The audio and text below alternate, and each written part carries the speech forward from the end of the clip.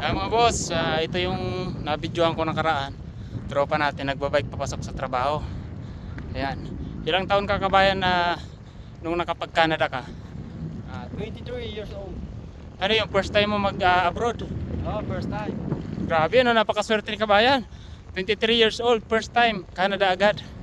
Grabe. Takasan mo lang yung loob mo. Hindi, baka hindi maniwala yung mga kababayan natin. 23 years old ka, kailan birthday mo? November 18, 1997. Ayan, oh. 26 na ako ngayon, 3 years na. Grabe, si kabayan. Anong experience mo sa Pilipinas nung nag-apply ka? Sa EPSA, trabaho ko ng EPSA sa Cavite. Sa Cavite, si kabayan. Ayan, ilang taon yung experience mo doon? Ilang taon ka doon nagtrabaho bago ka nag-apply pa Canada? Almost 3 years ako doon sa EPSA. Nag-try lang ako mag-apply. Naswerte yan, nakarating ako dito. Grabe, ano?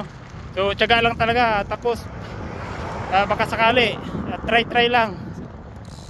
So, naswertehan niya. Hindi, nandito na siya ngayon sa Canada. So, kaya kayo, kung nangarap kayo makarating ng Canada, so, sikapin nyo, apply lang. Hanap kayo ng legit na agency. So, yun nga pala guys. Tropa, anong agency mo? Paano ka nakarating dito? IPAMS. IPAMS sa agency ko sa Pinas. May nagastos ka ba nung nag-apply ka? Meron, pangmasahe lang. Kasi yung mga Biyahe-biyahe. yung mga ginastos mo sa requirements. Oo, ginastos ko sa requirements, sa papeles. So may mga napapanood kasi tayo na wala daw ginastos. So imposible naman, di tayo maniniwala doon. May ginastos pero walang binayaran. Magkaiba kasi yon. Yung walang binayaran sa agency, sa employer. Bali, may gagastusin ka.